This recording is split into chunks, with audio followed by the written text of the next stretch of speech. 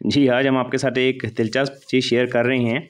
आपने वो लतीफ़ा तो सुना होगा, एक पूरी दुनिया में मशहूर है कि how do you put a camel into a refrigerator in 4 steps. यानी कि कैसे आप 4 स्टेप्स में एक बड़े ऊँट को फ्रिज में बंद कर सकते हैं।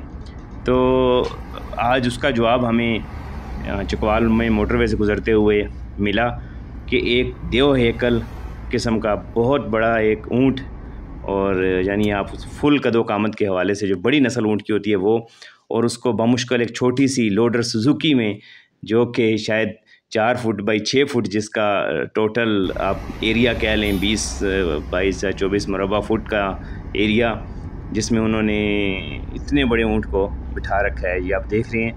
और हैरत की बात यह है कि ये ऊँट इतना वज़नी है कि इसके ज़रा सा हिलने से भी पूरी सुजुकी ऐसा लगता है कि शायद उलट जाएगी।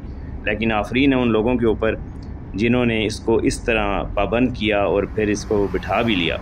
तो जनाब, इस हवाले से आप देख लें कि कई दहाइयों से चलते उस सवाल का जवाब मिल गया कि ये वो एक्सपर्ट्स हैं जो ऊँट को फ्रिज में भी रख सकते हैं।